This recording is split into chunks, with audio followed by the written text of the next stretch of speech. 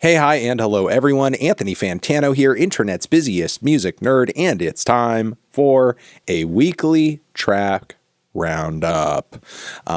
Yep, all my feelings on a bunch of songs that have dropped this past week, whether I loved them or hated them or felt somewhere in between. They're all linked down below, so you can check them out for yourself. Also linked down below, per usual, is our Turntable Lab link. Yeah, if you want to use that to buy some vinyl, buy some turntable stuff, some Bluetooth speakers, whatever it is, we get kickback from it. Helps out the channel. Big support. Thank you, thank you. It would be great if you guys did that. Also, our Patreon page is down there too. Get some extra bonus monthly content while supporting us in the process. Thank you. YouTube Shorts page, all that good short form content getting uploaded there regularly. And let's move on to the worst tracks of the week. We're finally there. Without any further ado, they are as follows, starting with Bam. New one from Wallows. They have been dropping a few singles for the release of their forthcoming album. This latest one, Calling After Me, just kind of sounds like a lesser version of The Strokes. Not really seeing the appeal, not seeing the excitement, not seeing the point. I just feel like I kind of already have this, but better on numerous other albums. All right, moving on from there, we also have a new one from Lil Texas. You know, I love the boy. I love the guy. One of the greatest hardstyle producers out there right now, but this distorted and ultra aggressive remix of Peanut Butter Jelly Time is just not it. You know, it's fun while it's on, but I'm not sure if I'm ever going to listen to this again. It might kill live, though. Might kill live. We also have a new one over here from The Story So Far, who are back in the mix with a few new tracks, and they could not sound more generic and disappointing. Big Blind is the name of this new cut, and I'm just not really into it. As far as emo pop goes, it is very underwhelming and very stale at this point. They could have brought something else to the table, you know, but they didn't really. And finally, not really all too crazy about this Too Sweet track from the boy Hozier. I think it's beneath him writing wise, and the whole premise of the track is a little silly. I'll say it's a little silly, at least in terms of the lyrics he's putting into it. Very basic. Meanwhile, the rhythm section feels like something Foster the People or Black Keys would do, but of course, like, he's not getting reamed for it in the way that they would. But you know, it is what it is. It's just kind of an underwhelming track. There are better songs on the new EP that he just put out, though. So don't make this one keep you from trying it out. All right, the songs I was met on the fence, not crazy about, but you might like them more than me. They are as follows. We have a new one from Vegyn, a lot of singles from this producer's forthcoming album, some of which have been highs, some of which have been okay. This one, in my opinion, is okay. It's got some very speedy beats on it, some dreamy synthesizers, a vocal contribution from Ethan P. Flynn that is just kind of okay. Another 9 Days is the name of the track. Again, not nuts about it, but I suppose it is a bit of a subtle vibe. Moving on from there, we have a new one from FKA, Twigs with To Shell. Talk to Me is the name of the cut. It's some very synthy, kind of futuristic dance pop with like maybe just too much auto-tune thrown onto the vocals. I feel like it kind of obscures Twigs' vocals to the point where I'm not getting out of them what I typically do when she is giving a killer vocal performance. I just think it's kind of okay. We have a new one from Pearl Jam, who are trying to rock as hard as they possibly can to the point where they sound maybe a wee bit like Nirvana on this new track, Running. It's okay. It's passable. Also passable is this new one from Pallbearer, lengthy, multi-phased, doom-style metal track with some great guitar passages. I could kind of take or leave the vocals, though. First taste of this forthcoming album, Mind Burns Alive. The name of the track is Where the Light Fades. Moving on from there, Maggie Rogers has dropped another single for her forthcoming album. So Sick of Dreaming is the title of it. And yeah, I'm kind of liking the blend of pop rock and Americana that she's been doing on this new stuff. I just kind of feel like the bridge on this track with like the spoken word bit involving the Knicks really kind of derails things in a kind of preposterous way. Still looking forward to the record, though. I think it's shaping up to maybe be her best release yet.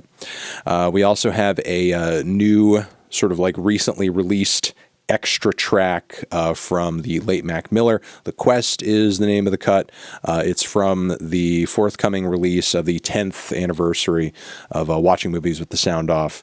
And this track over here is more on the introspective side. Not his best writing, as I think there are some kind of filler bars in there here and there, but it is, very clearly a kind of moody cut for Mac with, an interesting production choice as well. That it would have been interesting to kind of hear this drop at the time that this record came out, because this kind of production was not exactly trendy at the time. It would have definitely been quite different for him to release a track with this kind of instrumental style in the back of it.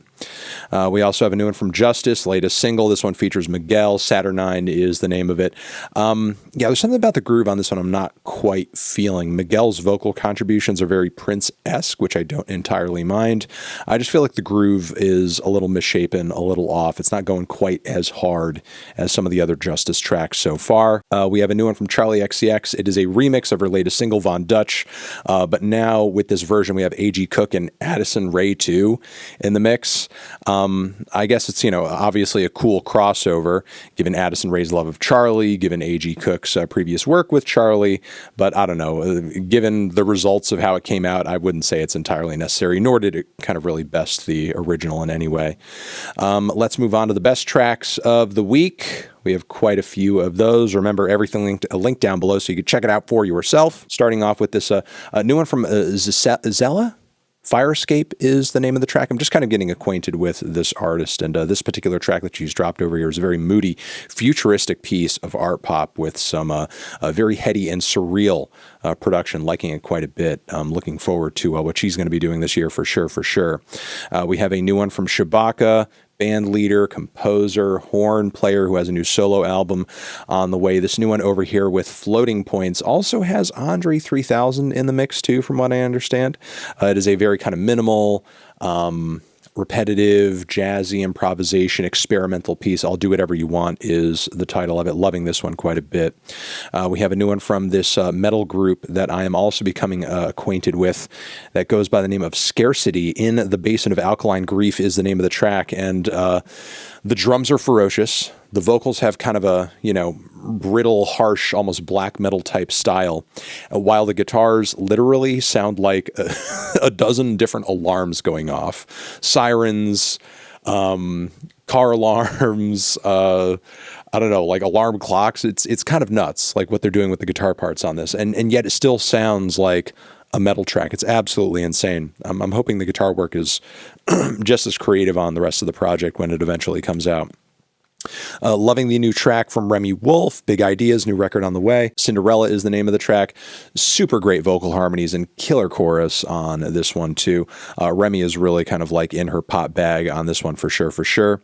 Also in their pop bag is Porter Robinson, new track Cheerleader, and he's bringing elements of J-pop and emo pop and I would say like, blog house electronica from the 2000s for a track that's all about somebody that's so obsessed with him that they would rather see him burned alive than not be with him. It's kind of crazy, very unhinged as far as the writing. But meanwhile, the production and melodies are super sweet, super cute, punchy, rockin' and fun. Liking this direction, liking this single quite a bit. Also liking the track Obsessed off the new Olivia Rodrigo deluxe edition of Guts. I don't know how, but like all these extra tracks are freaking fire.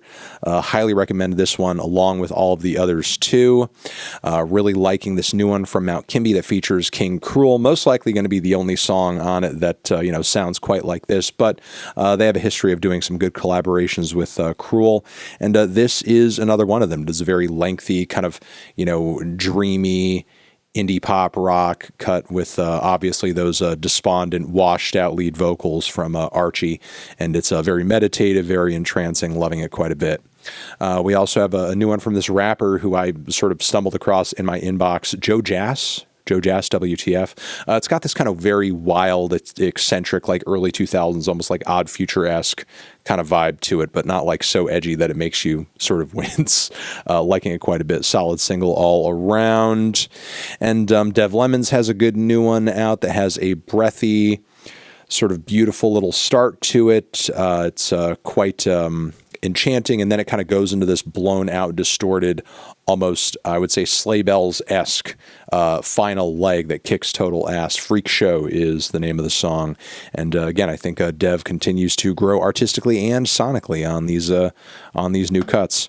And one last one, Big Sean, Precision. Really liking his new single over here. It's not one of his deepest or headiest cuts, as he did have some kind of personal and introspective moments on Detroit too. I have no doubt that there are more to come on his next album, but to sort of kick things off for this latest album cycle, he's kind of hitting us with a very, in-your-face, rapping type single with a good solid beat, a lot of relentless flows, and some witty one-liners here and there, and some cute little ad-libs that I think go over quite well.